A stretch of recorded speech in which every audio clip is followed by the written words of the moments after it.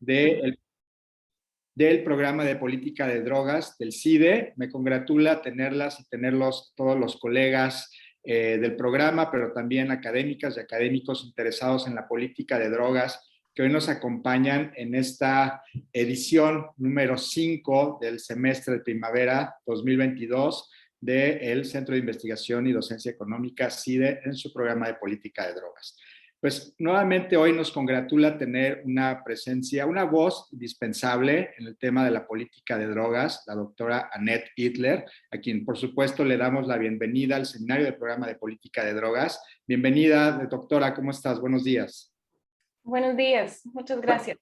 Gracias a ti por haber aceptado participar hoy en el seminario. En realidad es la presentación de un libro que coeditas, un libro de reciente publicación, 2021, donde además abordas el tema de la política de drogas, de los efectos que esta política de drogas ha tenido en el sur global, en varios continentes. Abordas desde diversas perspectivas disciplinarias. Cada uno de los capítulos tiene su propio tono, su propia perspectiva, pero creo que logras hacer un gran marco para que se dé una discusión muy fructífera sobre el tema de la política de drogas y los efectos que ha causado no solamente en nuestro país, en México, que como tú muy bien sabes, ha sido uno de los países que sin duda alguna ha tenido, donde la política de drogas convertida como guerra contra las drogas ha tenido efectos bastante perversos y bastante duros para nuestro país, sino que además lo combinas con toda una serie de instrumentales teóricos, metodológicos que te permiten dar una mirada muy interesante. Pero bueno, sobre eso es justamente la invitación para que nos platiques sobre tu libro, pero para que también converses con integrantes de nuestro programa, con el doctor Alejandro Madrazo Layuz, con la doctora Pilar Fuerte, con el doctor Jonas von Hoffman, a quienes voy a presentar en su momento puntualmente, pero evidentemente hoy pues tú eres nuestra invitada, entonces voy a hacer una presentación breve sobre tus credenciales académicas y a continuación te voy a ceder el uso de la palabra para que puedas presentar tu texto.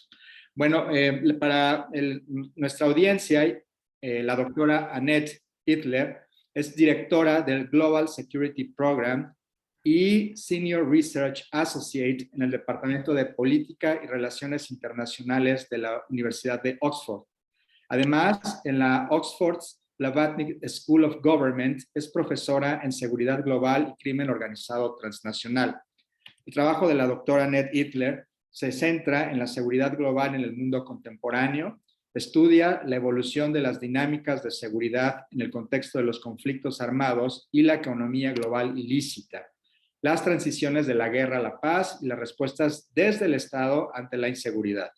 Particularmente, le interesa la economía política de las zonas fronterizas, entendidas como espacios en donde convergen dinámicas criminales, terroristas y de conflicto, así como las conexiones entre conflictos locales y las inseguridades producto de los cambios de orden y poder en el orden internacional. La doctora Hitler es investigadora en jefe del Conflict Platform Project y del CONPEACE. Es además autora del texto Fronteras Rojas, una mirada al conflicto y el crimen desde los márgenes de Colombia, Ecuador y Venezuela, publicada por Penguin Random House, y que además tiene una versión en inglés previa publicada en 2019 por la Oxford University Press. Es coeditora del texto Transforming the War on Drugs, Warriors, Victims and Vulnerable Regions, que es justamente el texto que se va a presentar hoy y en donde comparte la coeditoría junto con Juan Carlos Garzón Vergara. Entre sus múltiples publicaciones, muchas de ellas se han publicado en World Politics y el Journal of Global Security Studies, y además ha sido galardonada con varios premios, el AFSA International Security Best Article en 2021 y el LASA Defense Public Security and Democracy Section Best Article Award en el 2021 también. Es premio iberoamericano, además del mejor libro de 2021. Profesora, muchísimas gracias por aceptar hoy estar con nosotros y bienvenida al seminario del programa de política de drogas. Bueno, muchísimas gracias. Gracias por la invitación y gracias por estar en este panel. Voy a compartir mis slides. A ver si funciona. ¿Pueden ver mis Sí. slides? Ok, bueno. Bueno, gracias de nuevo y también quisiera dar las gracias también a mi coeditor Juan Carlos Garzón Vergara porque realmente lo hicimos juntos y además a todos los autores también del libro porque ha sido un esfuerzo colectivo. Y también quería simplemente poner énfasis en que no solo es una colección de capítulos, sino realmente tuvimos preguntas para guiar a los autores, nos reunimos en un taller para discutir todo, el marco conceptual también, y luego lo revisamos obviamente múltiples veces. Lo que me gustaría hacer ahora es primero contextualizar el libro con lo que está pasando en el mundo, luego compartir 3 puntos claves que sirven de marco conceptual para analizar y transformar la guerra contra las drogas, y luego también compartir algunas conclusiones para otras áreas de asuntos globales. Entonces no voy a presentar en detalle los capítulos mismos porque son de los expertos en sus temas, sino más bien mi propio enfoque al tema y ese marco conceptual que ojalá también sirva para otros estudios. Entonces, ¿por qué publicamos este libro ahora y por qué es tan relevante? Pues en el año 1971, ese fue el año cuando el presidente Richard Nixon de Estados Unidos supuestamente declaró la guerra contra la droga. Y todavía se usa muchísimo este término en la política pública y obviamente también en la academia. Entonces ahora, después de 5 décadas, lo que hacemos en el libro es realmente pensar o repensar por qué todavía existe ese paradigma, qué ha logrado y dónde estamos ahora. Entonces, el argumento en breve que yo hago en el libro es que pues, hay un problema con presentar el problema global de drogas como un asunto de seguridad nacional, porque al final esto ha contribuido al fracaso de la comunidad, reducir el narcotráfico y también el sufrimiento humano producido por las políticas de droga. Entonces, la razón de eso es que el problema de drogas es una amenaza a estados solo en parte. Además, es una amenaza a la seguridad de las personas. Y como muestra el libro, muchas veces ni siquiera es un reto de seguridad, sino de salud pública o de desarrollo sostenible o también de otras áreas de políticas públicas. Y luego con esto también podemos aprender de la guerra contra las drogas para otras áreas de políticas públicas. Entonces, ¿cuál es el reto que vemos? Quisiera empezar por 2 lugares que yo visité durante mi propio trabajo de campo. El primero, arriba, es Colombia. En el 2017 estuve allá después del acuerdo de paz, que también incluyó el problema de las drogas. Y allá un campesino local de coca me preguntó, pues, ¿qué hacemos cuando vienen a erradicar la coca? ¿Deberíamos luchar? Luego, en otro lugar de trabajo de campo en Myanmar, que se ve abajo, visité un lugar en Lashio, cerca de la frontera con China. Allá fui en el 2020. Y allá visité regiones cerca de donde se cultiva la adormidera, pero también hay centros de rehabilitación. Y allá lo que me dijeron fue que ahora en estos años necesitan más ambulancia que nunca para recoger los cadáveres de los adictos de droga de la calle. Entonces, esos son solo 2 ejemplos de 2 lugares tal vez muy específicos en el mundo. Pero el problema no solo se queda lejos o en regiones inestables afectado por conflicto armado. También salen las noticias artículos como esto de Argentina, Allá resulta que por una disputa entre grupos traficantes hubo cocaína que básicamente llevó a la intoxicación intencional que dejó 20 personas muertos. Y también incluso en Estados Unidos, allá vemos, por ejemplo, con respecto a la crisis de opiáceos, que esta crisis ha resultado en más de 100,000 muertos por sobredosis desde el abril 2020 hasta el abril 2021. Entonces, el asunto de políticas de droga es algo que está en todos lados, es algo global y no solo se limita a ciertos países o ciertos lugares. Entonces, ¿cuál es la situación actual? Pues vemos un contexto con infraestructuras fortalecidas por nuevas tecnologías, donde el Internet sirve como mercado anónimo y donde también existen nuevas drogas sintéticas que ya no dependen, por ejemplo, de ciclos de cosecha. Entonces, ese es el contexto que obviamente promueve también el tráfico y el uso de las drogas ilícitas. Pero también en términos de las cifras, vemos cuál es el problema. Primero, el cultivo ilegal de adominera aumentó por 130% entre el 2009 y el 2018. Luego, el cultivo de coca aumentó por 34% entre el 2009 y el 2018. El número de personas que usan drogas de manera ilícita aumentó por 30%. También entre el 2009 y hasta el 2017. Entonces, básicamente, la guerra contra las drogas ha fracasado en reducir la producción ilícita o el tráfico de drogas y, de hecho, potencialmente ha fomentado el narcotráfico. Entonces, ¿cuál es la respuesta? Pues, primero quisiera precisar un poco este término de la guerra contra las drogas.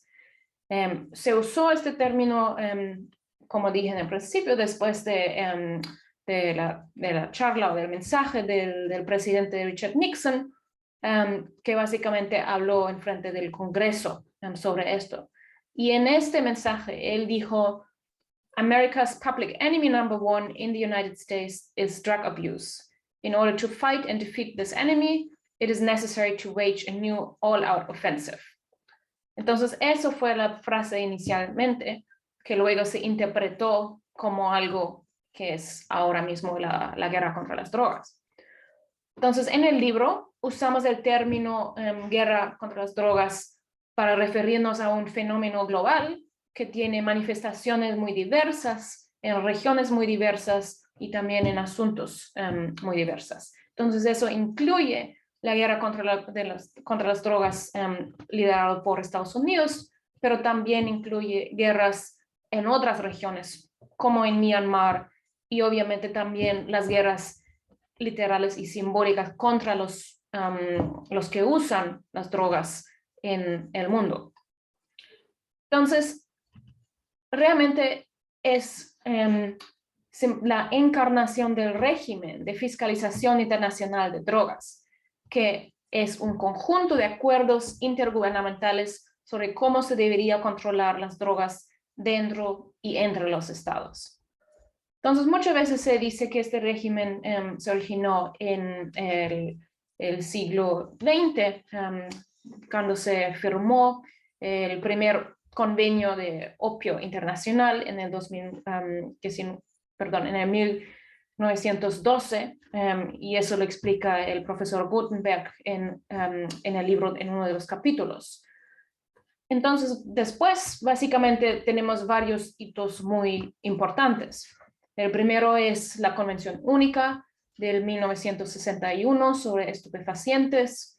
El segundo, luego, es el Convenio de Naciones Unidas del 1971 sobre sustancias psicotrópicas, y luego el Convenio de las Naciones Unidas contra el tráfico ilícito. Luego siguen la declaración política, el plan de acción, la sesión de UNGAS en el 2016, luego en 2019, cuando se revisó qué se ha logrado en eso con la Comisión de Estupefacientes. Y obviamente ahora la pregunta es, ¿dónde estamos? ¿Y qué ha pasado en este tiempo, en esa era que también estuvo caracterizado por una securitización de las políticas públicas de drogas. Entonces, ¿qué significa esto? ¿Qué significa este término de la guerra contra las drogas dentro de este desarrollo un poco más largo? Pues de alguna manera fue el inicio de esto, de la securitización de las políticas de drogas. Y según la teoría de securitización, básicamente los gobiernos usan el término seguridad para crear una emergencia. Entonces, eso es lo que básicamente dice que las drogas son un asunto de seguridad nacional. Entonces, tiene tres características. La primera es que es una amenaza existencial. La segunda es que hay una llamada para realmente tener una acción de emergencia. Y luego de la tercera es que ya no sirven las reglas, que uno puede básicamente operar fuera de las reglas. Y esto también se refleja en las convenciones. Por ejemplo, la Convención Única habla de un mal, las drogas como un mal para los individuos, un peligro para la humanidad. Y el Convenio contra el Tráfico Ilícito habla de una amenaza al tejido social también de la sociedad. Entonces, eso se usa para justificar estas medidas extraordinarias, como por ejemplo erradicar los cultivos de coca con fumigaciones tóxicas, que tienen implicaciones en la salud, o también con castigos que se implementa de manera muy desproporcional, por ejemplo, incluso para los mulas. Y obviamente también eso se usa para justificar usar la fuerza pública en vez de la policía con respecto a la violencia criminal. Pero de todos modos, esos documentos, pues no hay que interpretarlos de esa manera, no hay que interpretarlos como una guerra, porque dentro del contexto un poco más amplio, lo que vemos también es que no hubo una declaración así formal de la guerra, sino básicamente el mundo pues se movió cada vez más hacia este paradigma de la guerra contra las drogas. Y lo que vemos hoy en día es que realmente no hay consenso sobre cómo uno debería hacer frente al problema. Entonces, ¿qué es lo que vemos hoy? Es un momento de incertidumbre, falta un consenso, pues no solo con respecto a la política de drogas, también con respecto a otros asuntos globales. Y vemos como un continuo de diferentes enfoques, de diferentes medidas que se toma por parte de varios gobiernos. Entonces, por un lado, vemos las medidas muy coercitivas, es decir, una respuesta militar, por ejemplo, y hay gobiernos que promueven esto. Por el otro lado, vemos enfoques más transformativos, que también ven el asunto como algo dentro de un paradigma de consolidación de paz, de desarrollo sostenible y también de la participación política. Entonces, hay una mezcla, si vemos ahora a los diferentes gobiernos del mundo, hay una mezcla de respuestas, de medidas, y realmente no hay consenso sobre cuál debería ser la respuesta. De hecho, en un capítulo en el libro con Dave Bewley-Taylor, él lo llama un consenso fracturado. Y eso fue ya hace varios años, pero seguimos en esa situación. Entonces, la pregunta es, ¿qué sigue después? ¿Cómo podemos avanzar con esto? Y eso es básicamente la pregunta también en el libro. Preguntamos cómo la guerra contra las drogas ha afectado las regiones vulnerables del mundo y cuáles han sido las consecuencias para el régimen de fiscalización internacional de drogas. Entonces, el libro Transformar la guerra contra las drogas primero demuestra patrones comunes de los impactos de la guerra contra las drogas en varias regiones y explica por qué las regiones adoptaron ciertas políticas públicas. También ofrece un análisis matizado de los impactos del régimen de fiscalización internacional de drogas y revela las repercusiones de securitizar asuntos de gobernanza global más allá de las políticas de drogas. Entonces muestra que realmente hace falta un nuevo paradigma que redefina el significado también de poner la gente primero, putting people first, a través de tres enfoques. Primero, es un enfoque de regiones vulnerables, y voy a decir un poco más sobre esto, en vez del enfoque binario de norte-sur, el norte global y el sur global. Luego, significa entender la seguridad global a través de los vínculos entre la guerra y las drogas, porque realmente es un ejemplo también de muchas otras áreas de seguridad global. Y finalmente, es conectar la perspectiva desde abajo, un bottom-up approach, con la perspectiva macro por medio de un análisis o de análisis locales, es decir, lo local y lo global. Entonces, en este sentido, sí, el problema de las drogas es un asunto urgente y sí se requieren medidas extraordinarias, pero realmente tienen que, pues, estar ajustados de manera proporcional y con respecto a la seguridad global, no solo con respecto a la seguridad nacional. Entonces, ¿cuáles son estos tres enfoques de las regiones vulnerables, luego la seguridad global y luego la localidad? Voy a explicar eso brevemente. Entonces, primero, las regiones vulnerables. ¿Por qué usamos este término? Básicamente, aquí lo que se ve en este mapa son las regiones de las que se trata en el libro, y tenemos capítulos sobre cada región. Y aquí lo importante realmente es verlo como región, no solo como un país individual. Y en este contexto es importante tener en cuenta los contextos culturales, históricos y geográficos también. De hecho, Philip Robbins, uno de los autores, habla de lo que él llama narco-geography, la geografía narco, porque realmente podemos ver dónde están las regiones dentro de la cadena de suministro global de los diferentes tipos de drogas.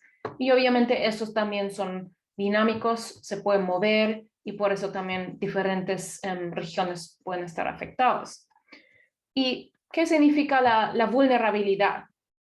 Básicamente lo vemos con tres factores. Uno es la geografía, que acabo de mencionar.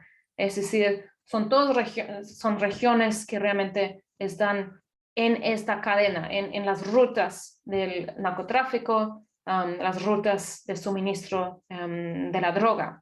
Entonces, por ejemplo, el tráfico de cocaína empieza en América del Sur, luego va por Centroamérica a Estados Unidos, o la otra ruta es por África Occidental hacia Europa.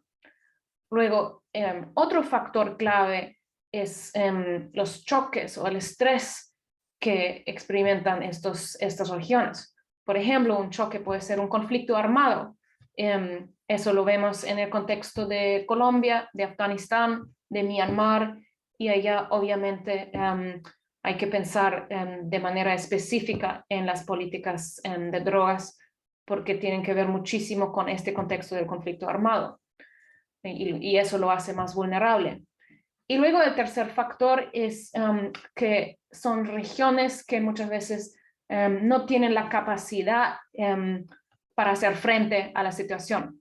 Entonces eso significa que no siempre es todo el país, puede ser una región dentro de un país, y también puede hacer falta la voluntad política para hacer frente al problema.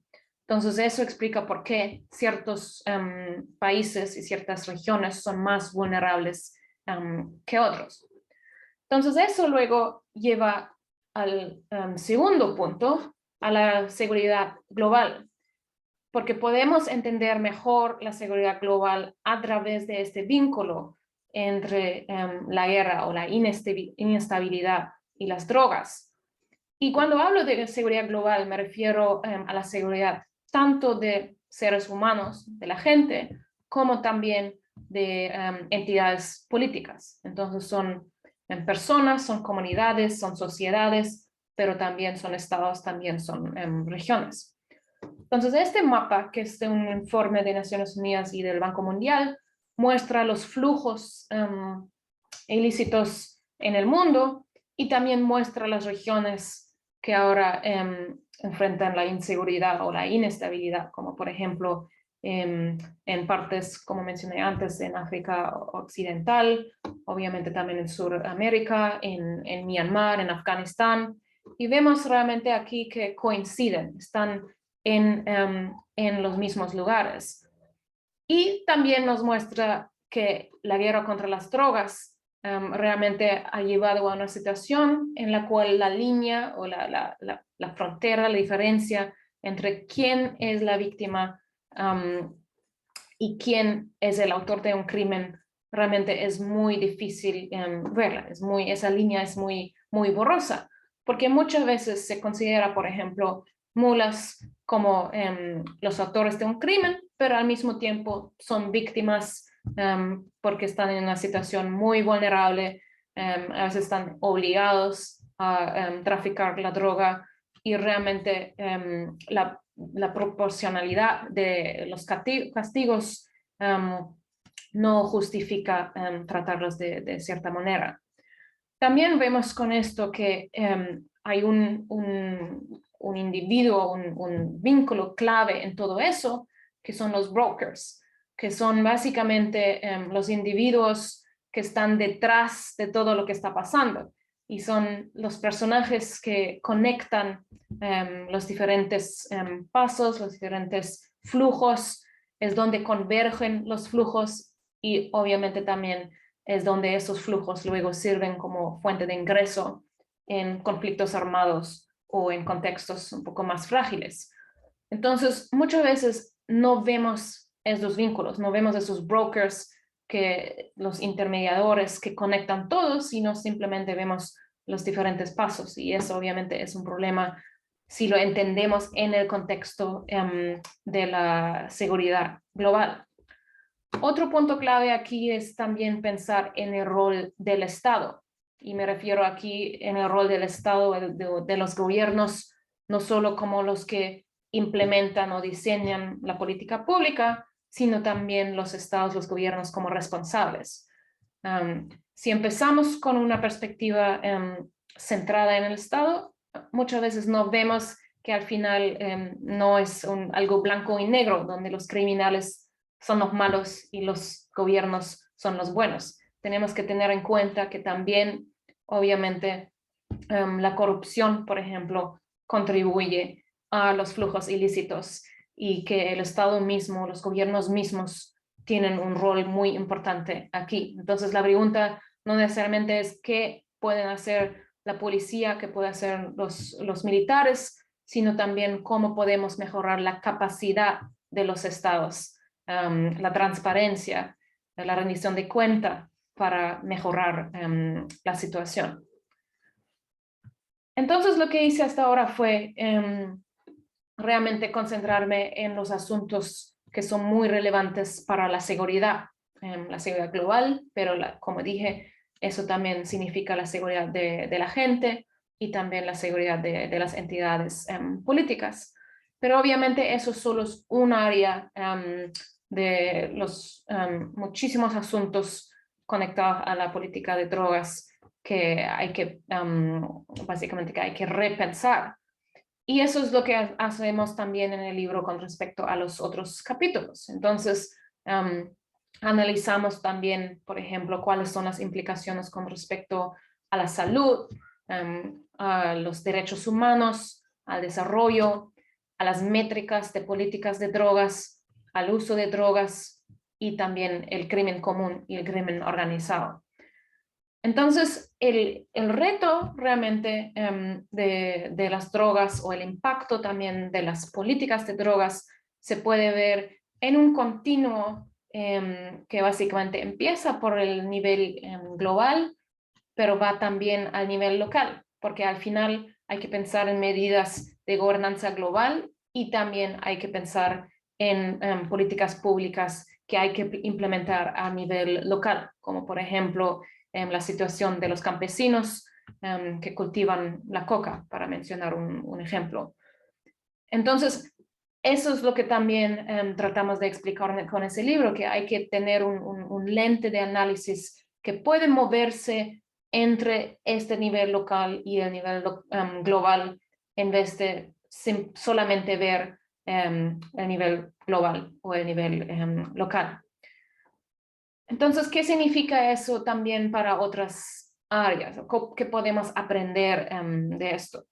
Básicamente, las implicaciones es transformar no solo la guerra contra las drogas, sino también pensar en otras políticas públicas, como la guerra contra el crimen organizado. Entonces, no solo es la droga, sino también pensamos en la trata de personas, pensamos en el tráfico de armas, que tiene un enfoque muy parecido. Luego es la guerra contra el terrorismo, que es muy parecido con respecto a cómo se usa este término, cómo se usa un paradigma para luego justificar ciertas medidas. Entonces, para concluir, lo que nos parece importante es pensar en cómo se puede cambiar el paradigma, y obviamente eso no va a pasar de un día a otro, ese es un proceso muy largo, pero proponemos esas tres, o yo propongo en el libro estos tres enfoques para cambiarlo. Uno es adoptar un enfoque de regiones vulnerables, es decir, ya no tener esa visión binaria de norte y sur, del norte global y del sur global, sino realmente pensar en regiones vulnerables, porque existen tanto en el norte global como en el sur global.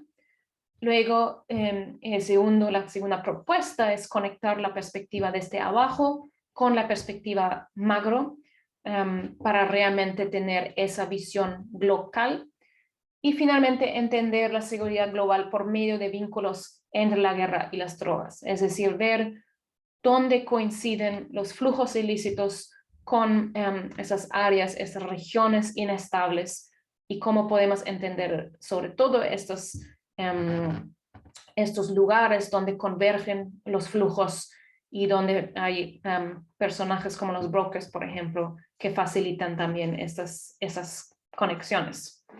Entonces, con eso, simplemente también quisiera mostrar la tabla de contenidos para que vean que realmente es un esfuerzo colectivo, que tenemos muchas áreas diferentes que profundizan los temas diferentes dentro del libro. Y sí, otra vez estoy muy agradecida de poder compartir eso aquí en este panel. Muchísimas gracias.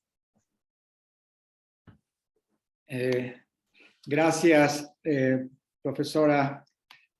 Yo me quedo con estas últimas reflexiones. Sin duda alguna, urge un cambio de paradigma para pensarla y para implementar la política de drogas. Ahí das tú tres claves muy interesantes. Seguramente ahora los colegas en el panel podrán hacer algunos comentarios al respecto. Y sí, por supuesto, la invitación es a abrir este libro, a leerlo. No solamente trae una propuesta teórica de análisis y una propuesta también de implicaciones de política pública, sino que también el libro es muy rico, tanto en casos de estudio como particulares, por regiones, como temáticos, ¿no? Y en ese sentido, bueno, pues la paleta de autores y de autoras que está en el libro, pues es bastante amplia, y además, como muy bien dice, con personas que están muy involucradas en el tema y que, bueno, finalmente tienen mucho que decir sobre esto.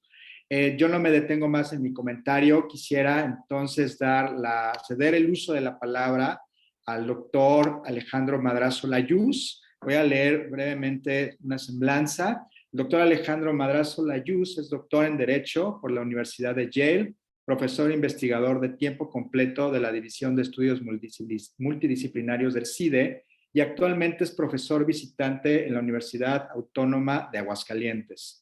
En el CIDE, el profesor Madrazo fundó y encabezó hasta 2017 el área de derechos sexuales y reproductivos y el programa de política de drogas, del cual estamos nosotros ahora. Es miembro del Sistema Nacional de Investigadores Nivel 2 y es autor de Revelación y Creación, los fundamentos teológicos de la dogmática jurídica, un libro publicado en el Fondo de Cultura Económica en 2016.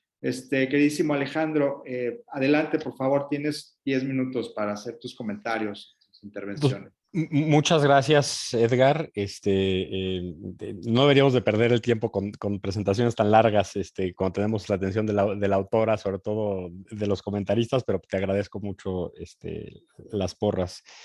Annette, primero que nada decirte que me da mucho gusto verte de vuelta y vernos 10 años después en el programa de política de drogas.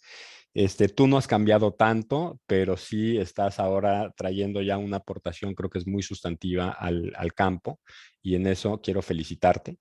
Entonces, empezar por ahí, o sea, coordinar un trabajo de esta envergadura es un tanto cuanto latoso, así que felicidades. Pero sobre todo, hacer una aportación sustantiva y no nada más una colección de greatest hits en términos de autores es algo que realmente es valioso. Entonces, yo quiero dividir mis comentarios en dos, Annette. En uno de ellos voy a abordar tu capítulo, aprovechando que tenemos aquí como autora para que profundices más. Y ahí, francamente, voy básicamente a echarte porras, pero sí te quiero plantear una pregunta que me parece importante. Porque justamente si estás intentando cambiar la forma en la que pensamos el problema, creo que hay por lo menos un aspecto criticable de tu capítulo. Y después voy a criticar el libro, más que celebrarlo. Entonces, permíteme, ya estás advertida, permíteme entonces separar mis comentarios. Primero que nada, quiero enfocarme en tu capítulo. Y tu capítulo me parece que es una gran aportación. Creo que es una gran aportación al campo porque no solo nos propone en términos abstractos el derrotero que debemos de seguir quienes trabajamos en el campo, o sea, movernos hacia el trabajo multidisciplinario, interdisciplinario, que, bueno, pues el PPD está inspirado justamente en esa vocación. Mover el enfoque de pensar desde la óptica del Estado a pensar más bien en las personas y en las comunidades, procurar la diversidad epistemológica. O sea, todos esos son, creo, aciertos en guiar la conversación en materia de política de drogas.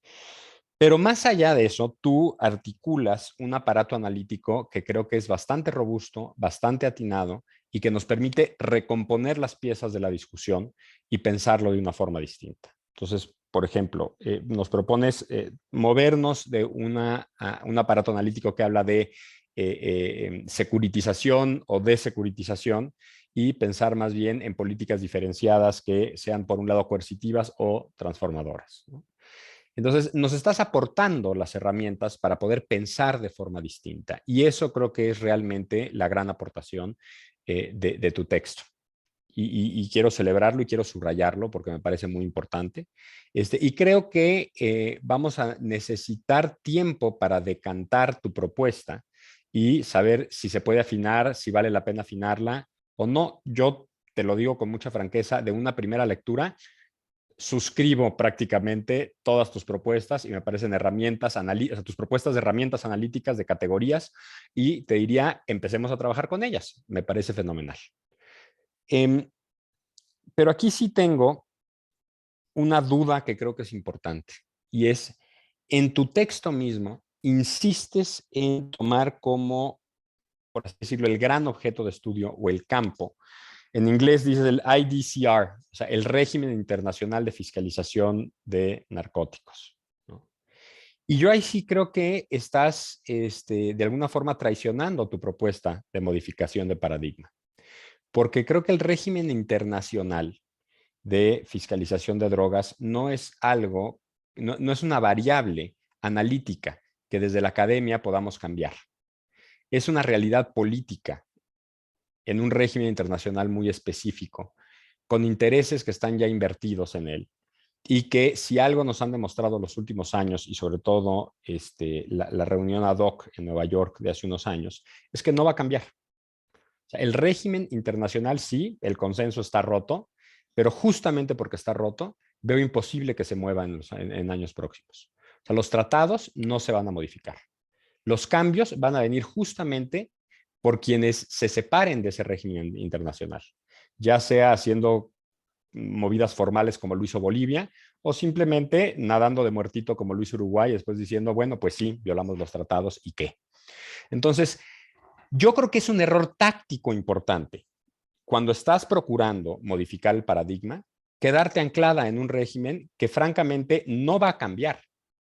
Eso creo que nos queda a todos claros. No va a cambiar justamente porque el consenso está roto y porque no hay interés en los actores que determinan ese régimen en modificar el consenso. Y entonces, como no hay consenso, como está fracturado, como no hay las condiciones para que pueda haber un nuevo acuerdo, el viejo acuerdo se va a quedar, el status quo. El régimen internacional va a ser fundamentalmente un régimen prohibicionista y un régimen coercitivo. No veo que ahí vaya a haber cambio. El cambio viene desde la academia, como tú lo estás haciendo, aportando nuevas herramientas analíticas, proponiendo nuevos enfoques metodológicos. El cambio viene a nivel nacional y subnacional, cuando se rompen filas de ese consenso, ya sea Uruguay, Canadá o los estados en Estados Unidos o incluso los municipios como Oaxaca. Entonces, el régimen internacional creo que no debería de ser el foco de tu propuesta, sino el campo académico de la política de drogas. Y entonces sí tienes una posibilidad de modificar el paradigma, porque mientras tú tengas al régimen internacional en el centro, ese régimen internacional no se va a mover o no se va a mover lo suficientemente rápido como para poder realmente reflejar los cambios que se necesitan y que seguramente van a venir en el futuro.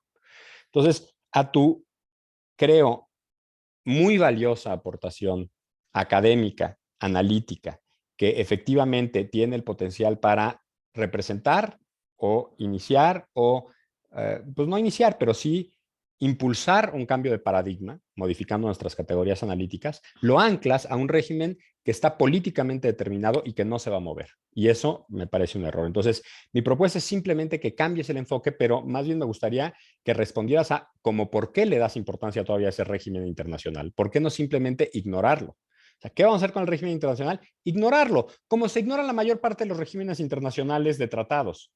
O sea, a mí, una de las cosas que siempre digo que ocurrió cuando estábamos echando el programa de política de drogas, el director de la sede en ese entonces era Alejandro Anaya, un especialista en el régimen de, justamente en cómo percola el régimen internacional de derechos humanos a nivel nacional y subnacional. Entonces, la primera reunión a la que lo metí de política de drogas, cuando salimos me dijo, oye, Alejandro, estoy asombrado. ¿Y yo de qué? Pues de que en el campo de política de drogas se toman en serio los tratados internacionales. Nunca nadie se toma en serio los tratados internacionales. Yo soy internacionalista y eso es nuestra queja principal. ¿Cómo por qué ustedes le dan importancia a los tratados internacionales? Entonces yo te pregunto, ¿cómo por qué le das importancia a ese régimen internacional si lo que estás procurando es un cambio de paradigma? Eso es en cuanto a tu propuesta. Ahora va la crítica. Si uno lee la introducción del libro, la verdad es que la introducción del libro en gran medida anuncia y refleja la propuesta sustantiva que tanto festejé hace un momento que viene en tu artículo. Y por supuesto, las introducciones están diseñadas para vender un producto y para que se nos antoje leerlo, pero está planteado en términos verdaderamente revolucionarios, como creo que tu contribución es revolucionaria. Sin embargo, si bien tu artículo creo que tiene ese potencial, el libro en sí mismo creo que no alcanza ese potencial. O sea, el libro doesn't deliver en el cambio de paradigma.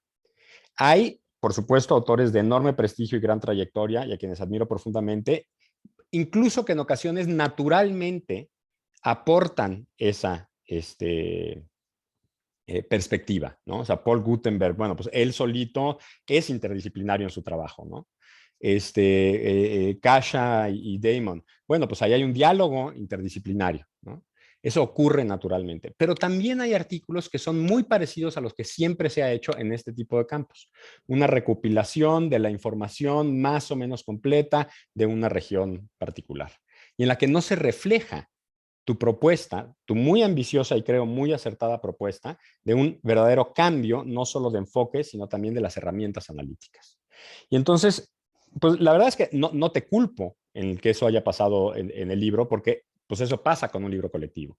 Incluso cuando haces un esfuerzo de reunir en un seminario a los autores y de articular conjuntamente y deliberativamente el marco analítico y las preguntas, la verdad de las cosas es que es muy difícil por la forma en la que trabajamos en la academia, que autores por separado realmente vayan a compartir ese nuevo enfoque.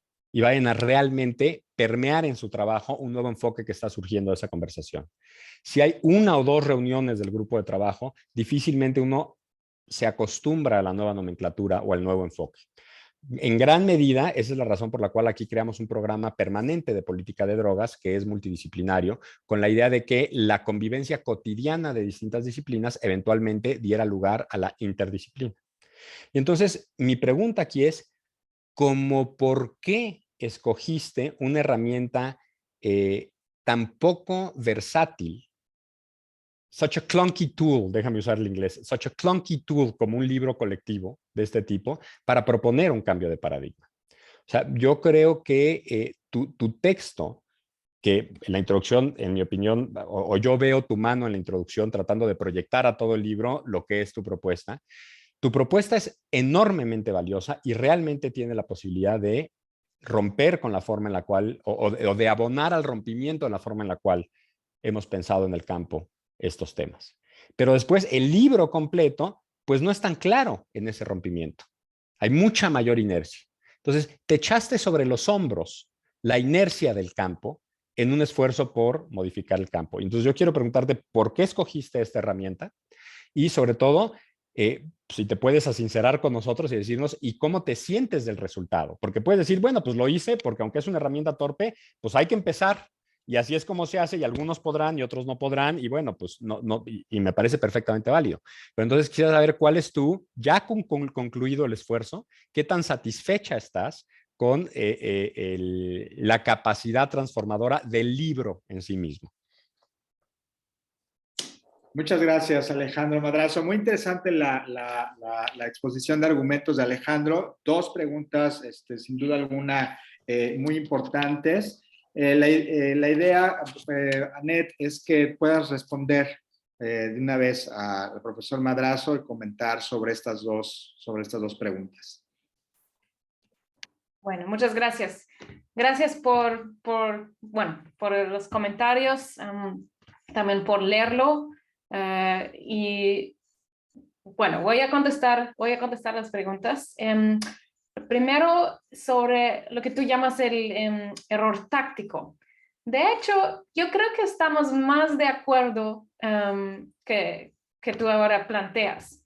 Porque lo que yo digo es exactamente lo mismo, es que realmente no deberíamos fijarnos tanto en el régimen, porque al final la guerra contra las drogas es una interpretación del régimen. Entonces, una interpretación muy específica que no hay que tener porque al final hay mucho más flexibilidad. Entonces, lo que yo digo es, sí tenemos que poner atención. Yo no creo que podemos ignorarlo, como lo planteas, porque al final eso también es la realidad. La realidad es que muchos gobiernos usan el régimen para justificar sus medidas. Entonces, no es que simplemente podemos decir hay una guerra contra las drogas y hay otras políticas de drogas, porque es justamente el régimen que todavía se usa para justificar. También pienso que hay que respetar que existen regímenes y si empezamos por decir, ok, lo ignoramos de manera completamente completa,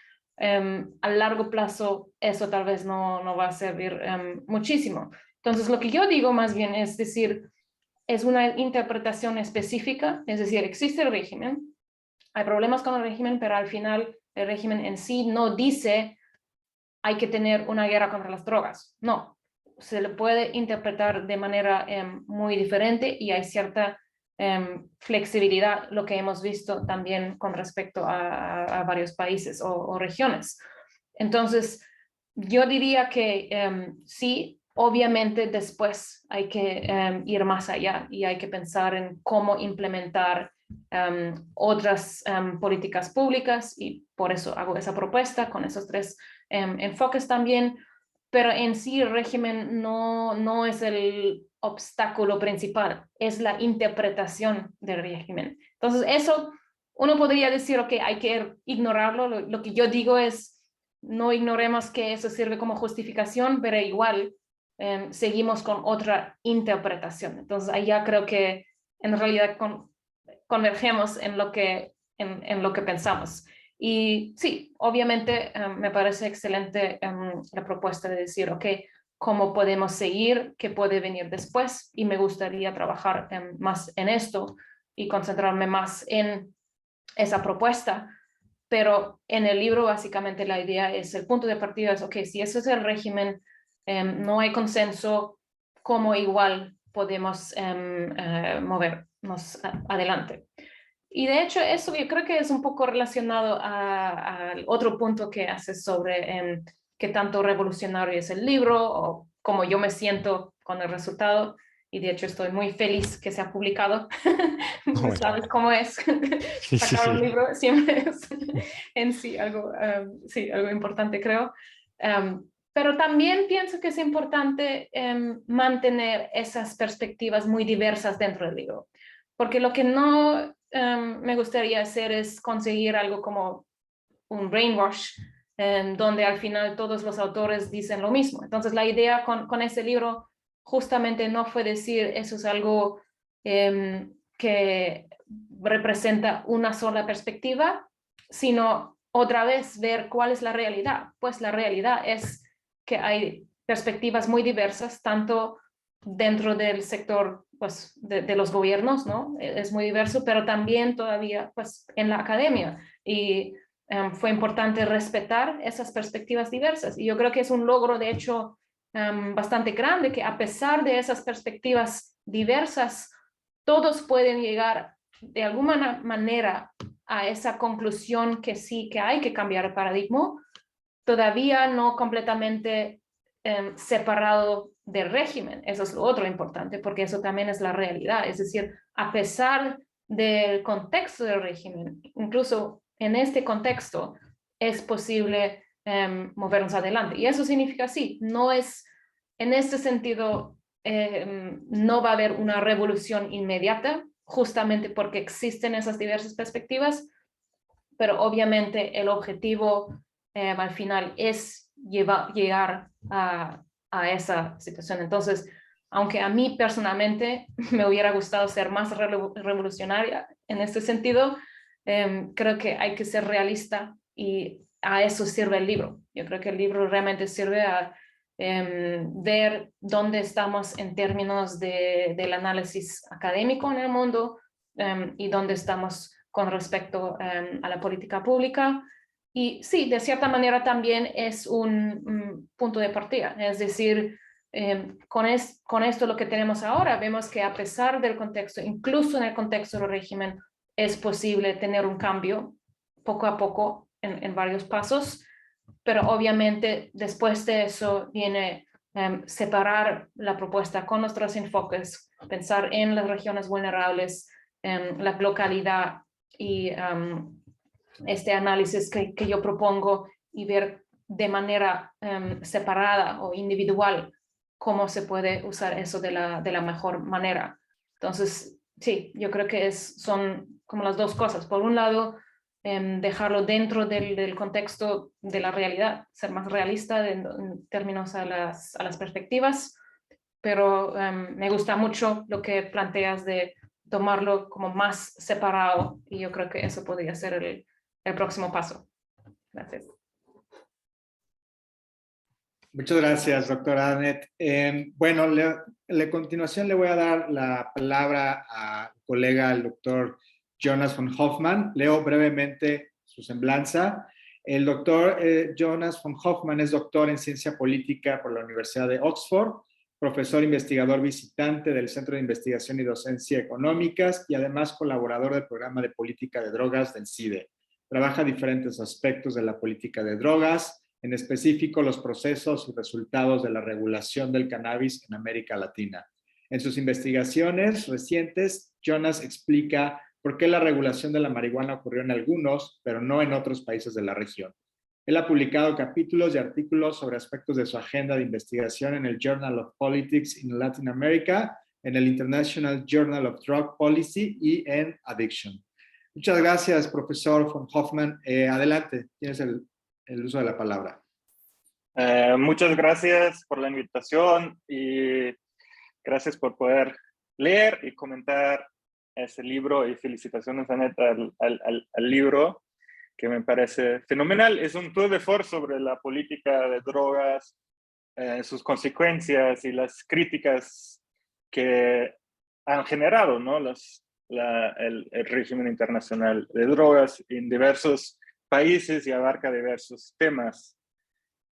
Si bien creo que no todos los capítulos necesariamente presentan información completamente nueva o desconocida para la gente que está muy metida en esos temas, en su conjunto y por presentar un marco de análisis compartido, creo que el libro hace una gran aportación y es altamente recomendable. Algunos de los capítulos son los más informativos y los mejores introducciones a esos temas que yo conozco. Por ejemplo, el capítulo sobre las opciones y dificultades de cambio del régimen a nivel internacional de Hallam y Billy Taylor. El capítulo de Mónica Serrano sobre el proceso de UNGAS y por qué falló. El capítulo de Muga y Aguirre sobre indicadores alternativos. O de Barrett y Malinowska-Sempro sobre las afectaciones de las políticas actuales de control de drogas en salud y de derechos humanos. En el caso del régimen internacional de drogas, muchas veces se habla del consenso de Viena, ¿no? Porque todas las instituciones, el CND, el UNODC, el INCB, están ahí en Viena. Para mí, de cierta forma, ese libro representa las mejores prácticas, pero también el consenso académico que hay acerca de la política de control de drogas y el régimen internacional en la segunda década del siglo XXI.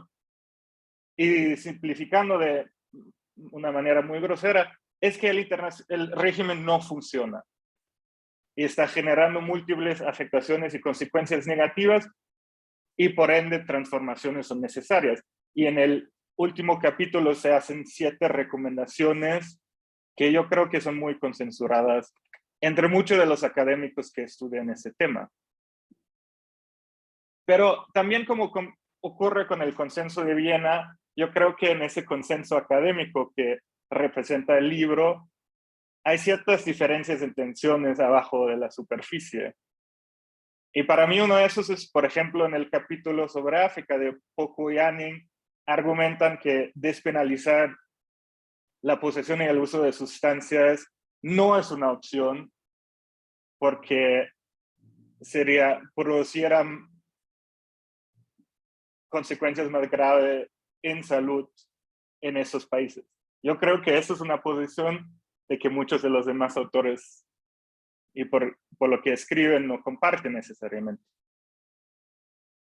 Segundo, en muchos de los capítulos sobre los diferentes países y regiones vulnerables, y por falta de alternativas, pero al final del día utilizan los mismos números, métricas y fuentes que se critican en el capítulo sobre números, fuentes y métricas en la política de drogas, ¿no? De Muga y Aguirre. Y el enfoque más en las personas que propuse en tu capítulo, en el marco analítico, como uno de los pilares para una nueva política de droga y para el análisis de las políticas de droga, no creo que está ahí presente en todos los capítulos. Por ejemplo, el capítulo sobre Rusia todavía embarca mucho de una lógica estatal y por qué Rusia está siguiendo unos políticos de control más duras. Y eso es simplemente para señalar lo difícil que yo veo es tanto transformar la guerra contra las drogas como transformar el análisis, el estudio de control de drogas. Y en ese caso, concuerdo completamente que dice Alejandro que el libro hace una gran aportación y tratando de movernos a un paradigma más allá. Y ofrece una multitud de insights. Para la discusión, me voy a enfocar en 2 preguntas específicas, de 2 puntos, porque Alejandro ya me robó uno de mis puntos. Y uno es, ¿qué transformador realmente es la propuesta de transformar la guerra contra las drogas? porque tanto en tu capítulo como en la conclusión hay el reconocimiento que la militarización es una herramienta tanto permisible como en algunos, bajo ciertas circunstancias, necesaria para controlar la producción y el tráfico de drogas. A mí personalmente, conceder eso me parece peligroso en abrir la posibilidad de reproducir el status quo, donde se justifica el desplazamiento de fuerzas militares en operaciones antinarcóticos por estados de excepción y supuestas faltas de alternativas. Entonces, ¿cuáles son esas circunstancias bajo las cuales se permite la militarización? ¿Y quién y cómo se definen los límites de esas circunstancias? Y el segundo punto es que cómo lograr esos cambios. En realidad, la crítica al status quo, al prohibicionismo, al régimen internacional de drogas, no es nuevo. Es tan viejo como el régimen internacional de drogas y la prohibición. Entonces, ¿cuál rol puede jugar el análisis académico, las recomendaciones desde el ámbito académico? ¿Quién es el público? ¿A quién está dirigido ese libro? ¿Y cómo podemos asegurarnos que yo creo que con un análisis muy acertado, que eso realmente tiene repercusiones en la política de drogas? Es cuanto. Muchas gracias, Jonás. Sí, sin duda alguna, editar un libro implica tomar muchos riesgos, ¿no? Y esto es que, pues, al final cada una de las personas que contribuyen de pronto pueden tener sus posiciones que a veces no sean muy claras en las reuniones colectivas, en los seminarios, y de pronto se cuelan ahí por los capítulos, si bien es cierto que Annette edita y finalmente conoce los textos a profundidad. Al mismo tiempo también es cierto que pues hubiese sido interesantísimo tener algunos de los o algunas de las autoras del libro. Pero bueno, esto no es posible. Quizás nos puedas compartir algunas reflexiones, ¿no, Annette, sobre esto? Gracias. Sí, gracias, Jonas, por esas reflexiones y los comentarios. Sí, obviamente, yo creo que es muy parecido a lo que dije en el comentario anterior. No todos los capítulos o no todos los autores tienen la misma perspectiva, y yo no quiero imponer como una cierta perspectiva sobre los autores. Pero otra vez, yo creo que esa diversidad es parte de lo que hace el libro también interesante, porque como tú dices, refleja esas tensiones, sí, que existen debajo de la superficie, también existen con respecto al consenso de Viena en la realidad. Entonces, otra vez muestra qué significa movernos dentro de la realidad, tanto política como académica.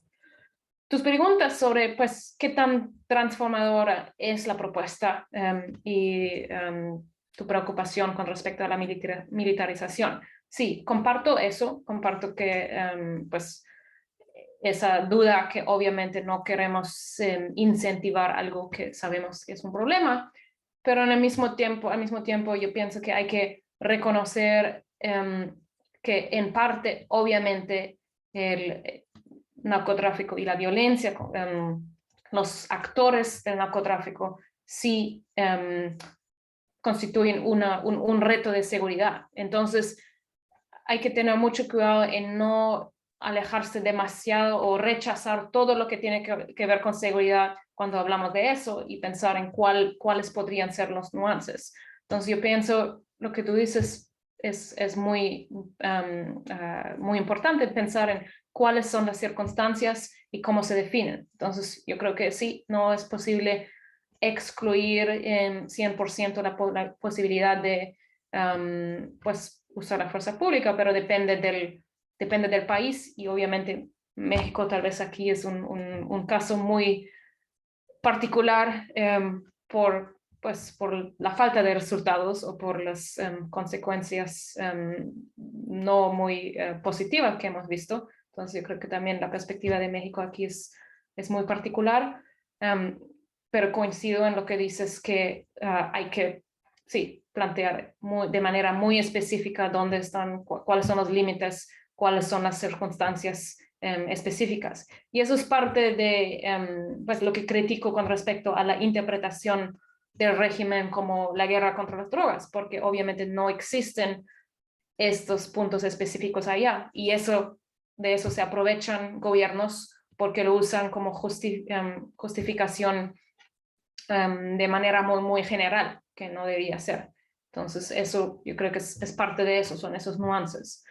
Y si tu preguntas sobre cómo se logran esos cambios, pues espero que haya el marco analítico, el marco conceptual que yo presento es por lo menos una contribución muy pequeña a lograr eso desde la academia.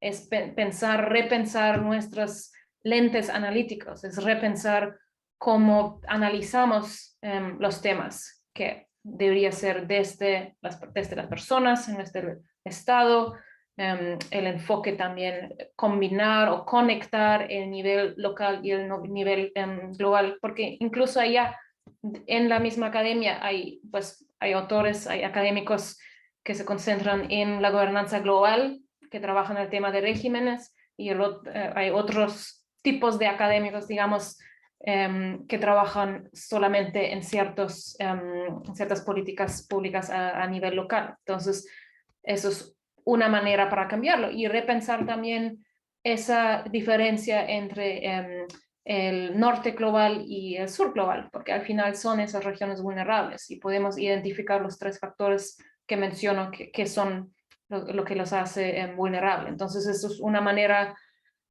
no tan rápida y directa como la revolución que tal vez nos gustaría tener, pero espero que sí, que sea un aporte a lograr este cambio. Gracias. Gracias, profesora Hitler. Estamos un poco sobre tiempo, entonces voy a pasar directamente con la profesora Pilar Fuerte Chelis. La profesora Pilar Fuerte es profesora investigadora cátedra CONACYT, adscrita al programa de seguridad ciudadana de Centro Geo y colaboradora del programa de política de drogas. Pertenece al Sistema Nacional de Investigadores. Ella es socióloga por la Universidad Nacional de Colombia, maestra en población por la Flaxo en México, y cuenta con su doctorado en geografía por parte del Instituto de Geografía de la UNAM. Sus líneas de investigación son la geografía de la violencia, el narcotráfico y la migración, y la organización de los territorios urbanos. Muchísimas gracias, doctora Pilar, por haber aceptado estar hoy con nosotros. Bienvenida al programa de política de drogas, a su seminario. Como siempre, eres muy bienvenida y adelante, tienes el uso de la palabra. Bueno, ante todo, muchísimas gracias. Gracias por estar pues, dentro del seminario. Siempre es un espacio muy rico y además pues, es un diálogo, ¿no?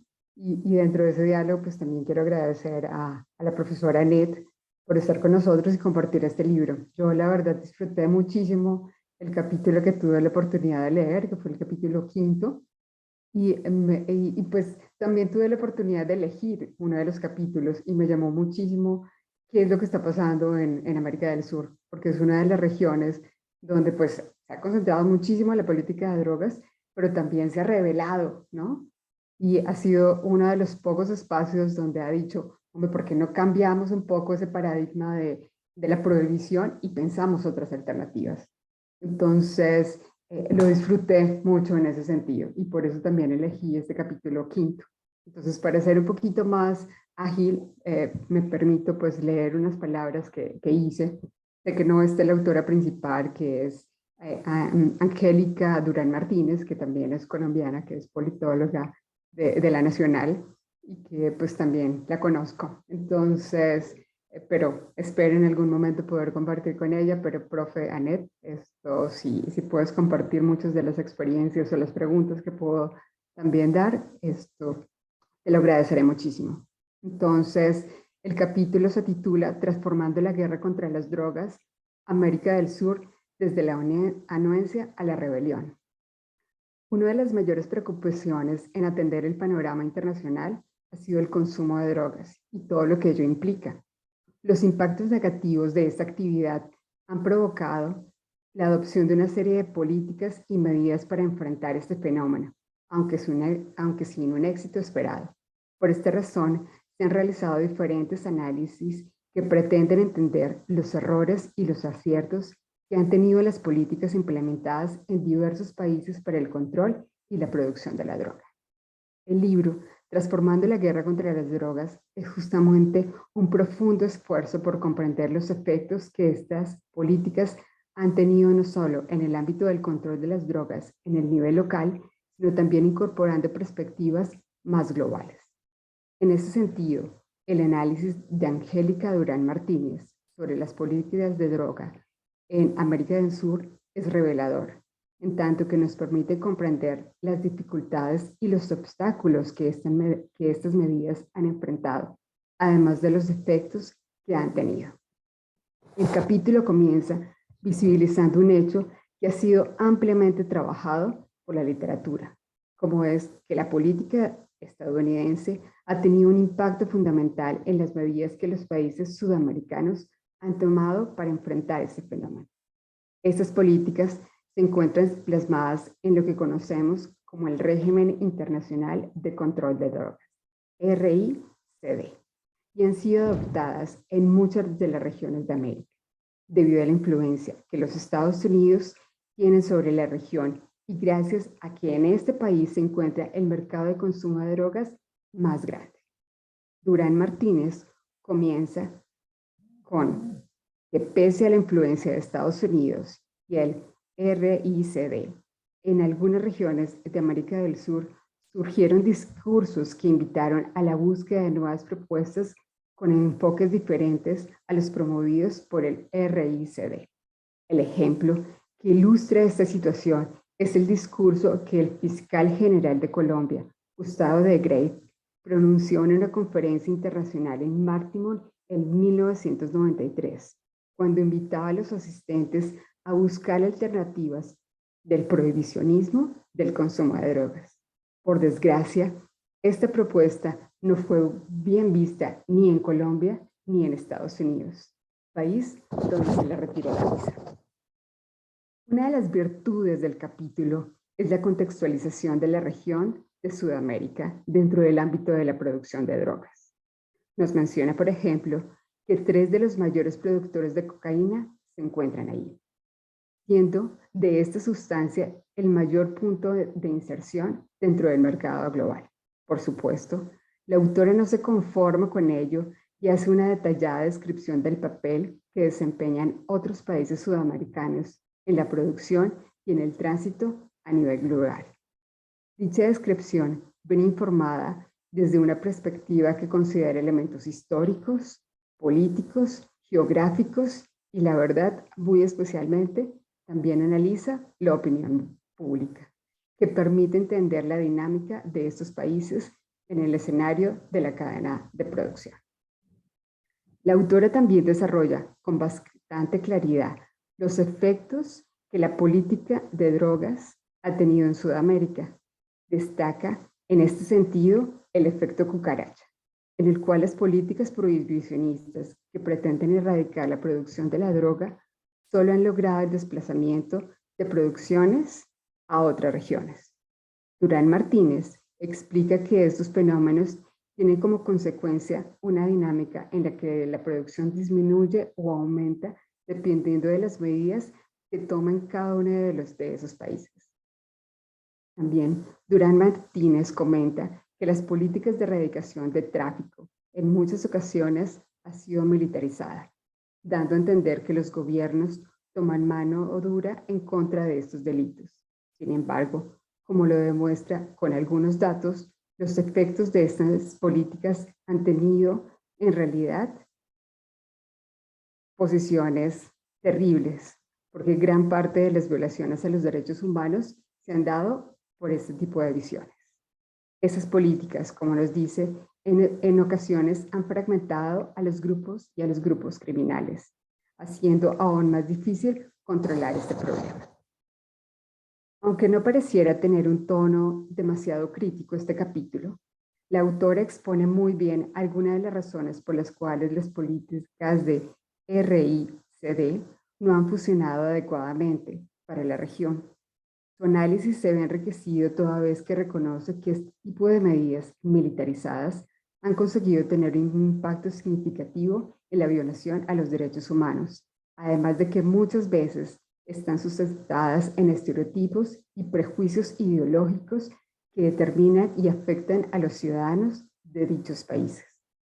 Todo esto, lamentablemente, también se reproduce a partir de otros problemas, de la corrupción y la violencia. Julián Martínez comenta que a partir del año 2009 hubo un cambio significativo en el apego de los países sudamericanos al RICD. Sin embargo, en su análisis reconoce que esto no siempre fue homogéneo, ni se aplicó de manera igual para toda la región, lo cual le agradecemos, pues nos muestra que la política no simplemente ha sido implementada de forma lineal. Este cambio, según nos cuenta, tiene varios factores, entre los que destaca: el primero, un cambio de la actitud de Estados Unidos, que encontraba más preocupante los sucesos que se daban en otras regiones. Segundo, que la intención de otros países a tomar medidas internacionalistas era muy importante. Y tercero, que había un aumento de la violencia en los países centroamericanos y también un aumento de la violencia en México, especialmente. Este cambio en el apego a las políticas de combate contra las drogas impulsadas por Estados Unidos y el RICD, sin embargo, han enfrentado bastantes problemas. Por una parte está la actitud de la población y de algunos políticos hacia la despenalización del consumo de algunas sustancias como la marihuana. Y por otra parte, también nos comenta que aplicar este tipo de despenalización ha sido muy difícil por falta de recursos y financiamiento. Además existen, como nos comenta la autora, una contradicción entre el discurso y las acciones por parte de los políticos de la región. Aunque el texto no es demasiado propositivo, en tanto que su objetivo parece más el ser una descripción del panorama, sí parece apuntar a la necesidad de que la región adopte medidas conjuntas que permitan enfrentar el problema. Además explica que el hecho de que esta implementación de la política no lleve a la solución completa de este problema, sí nos dice que las respuestas deben ser multidisciplinarias. Algunas opciones, como pasar de considerar las drogas como un problema de seguridad a un problema de salud, son mencionadas a cabalidad en todo el capítulo. En resumen, el texto nos permite identificar lo que es el tráfico, el consumo de drogas y lo que representa realmente para América Latina. Son muestras que existe una intención para desarrollar políticas alternativas a lo que se ha implementado durante muchas décadas en muchas partes del mundo. Pero nos queda claro que el fenómeno es sumamente complejo y que las respuestas deben, en algún sentido, serlo también. Sin embargo, también después de terminar de leer este capítulo, creo que nos abre también la posibilidad a ver diferentes actores que no han sido tomados en cuenta realmente dentro de la política de drogas, como son los políticos internamente en Sudamérica. Generalmente muchos de esos políticos lo que hacen es criticar a Estados Unidos y tener una visión diciendo que el malo es efectivamente Estados Unidos, pero siempre están tendiendo la mano y pidiendo recursos para combatir este problema como ellos no lo piden. Entonces, ¿dónde está esa responsabilidad que realmente tienen esos políticos que han sido dirigentes de muchas de nuestras naciones? ¿Y dónde está realmente esa contradicción ante lo que tú nos muestras como esta posición? Muchas gracias y realmente disfruté muchísimo el capítulo. Muchísimas gracias, profesora Pilar. Bueno, profesora Eitler, ahí hay una muestra de cómo cada uno de los capítulos pues son en sí mismo una fuente justamente de diversidad, de posiciones, de análisis, de riqueza intelectual para el debate. Sin duda, pues una aportación más al texto, ¿no? Yo aquí, sí. Gracias, gracias. Tal vez simplemente brevemente porque, bueno, no quisiera ahora poner en la boca de Angélica lo que ella quisiera decir. Pero dos puntos que tal vez conectan también con el aporte como más global del libro creo que se ve muy bien en el capítulo de ella, que es uno, el rol del Estado. Menciona o explica también la corrupción, ¿no? Cómo eso contribuye. Y eso es exactamente por lo cual hay que alejarse de la perspectiva de los estados y focalizarse más en las personas para realmente tener un análisis de todo ese panorama. Y lo segundo es también, yo creo que muestra muy bien ese capítulo el enfoque en las regiones vulnerables en vez de pensar solamente en países individuales, porque ella muestra que pues toma como punto central Colombia, pero muestra también la vecindad de alguna manera y cómo eso es relevante dentro del contexto internacional también, es decir, que hay que mapear las cadenas de suministros y los flujos a nivel global. Al final, sabemos, por ejemplo, que el cultivo de coca es en Colombia, Perú, Bolivia, pero sabemos también que los países como Venezuela y Brasil son importantes para el tránsito, para la salida de droga, incluso el cono sur es importante para el consumo.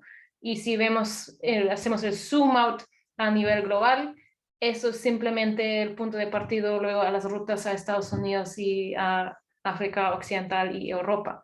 Entonces yo creo que en este capítulo se ve muy bien la importancia de no solo quedarse en un solo país, sino realmente pensar a nivel regional y también lo que dice que hace falta medidas conjuntas por parte de toda la región. Entonces, tal vez lo dejo con este aporte. Muchas gracias. Estamos ya prácticamente a punto de cerrar. Yo quisiera, pues, nuevamente agradecerte tu generosa aceptación de participar hoy en el seminario del programa de política de drogas, presentarnos este texto. Hemos visto aquí que ha habido polémica alrededor del texto, de las tesis y sobre todo de las contribuciones, y eso habla muy bien desde mi punto de vista de este libro, de este material, porque finalmente pues de eso se trata de la academia, de contrastar con base en evidencia posiciones teóricas, metodológicas, incluso epistemológicas acerca de los problemas que nos preocupan, que nos ocupan aquí en el programa de política de drogas. Yo quisiera preguntarte, profesora Hitler, ¿habrá un segundo volumen? ¿Qué viene después de este? Pues espero que sea en colaboración con el CIDE, entonces. Ahí están los colegas de Región Centro, ya los vi sonreír, entonces seguramente podemos más adelante, sin duda alguna, platicar sobre eso. Yo quisiera saber si alguno de mis colegas del CIDE, del seminario, quiere hacer algún comentario o pregunta. ¿Dónde conseguimos el texto, profesora Hitler? ¿Habrá traducción? Por ahí vi que tenías un libro que hubo una traducción al español después. Cierto, el de Fronteras Rojas sí, también fue de Oxford University Press y luego se tradujo. Todavía no hemos nada confirmado con respecto a ese libro, pero sí, es algo que estamos mirando si eso es posible, tal vez por una editora en México o otra opción también sería Colombia. Por ahora existe solamente la versión en inglés y eso es Oxford University Press, que se puede conseguir por Amazon o por varios diferentes lugares online. También existe la versión en Oxford University Press Scholarship, que es gratis, es online, que se puede conseguir, y luego también en el mercado en Europa con Hearst Publisher. Pero espero, pues, lo ideal sería tener la versión en español en algún momento. Si aquí escuchan los editores, me pueden contactar, por favor.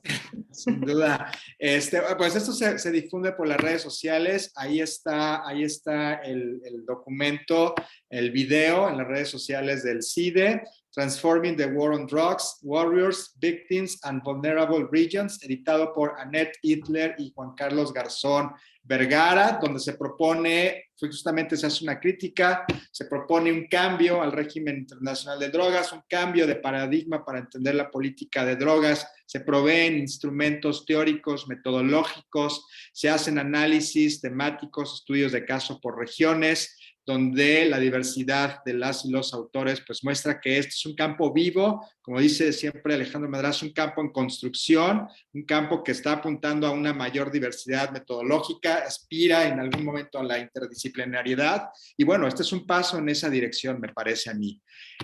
Pues te agradecemos mucho, no sé si alguno de mis colegas de panel quiera alguna última palabra, intervención. Y si no, pues agradecerte el nombre de la doctora Laura Atuesta, profesora Annette Hitler, en nombre de la doctora Laura Atuesta, que es la directora del programa de política de drogas, agradecerte tu presencia en este espacio. El seminario está abierto, por supuesto, para ti, siempre que así lo requieras. Aquí puedes presentar las investigaciones en las que estés trabajando y, por supuesto, el diálogo con el programa de política de drogas también está abierto y este espacio está abierto para ti. Muchísimas gracias. Gracias a todos y a todas. Gracias. Bueno, pues sin más, colegas, nos despedimos. Que pasen una muy buena tarde. Hasta luego. Hasta luego, muchas gracias. Felicidades, Annette. Gracias. Qué bueno Felicidades. reconectar. Gracias. Gracias.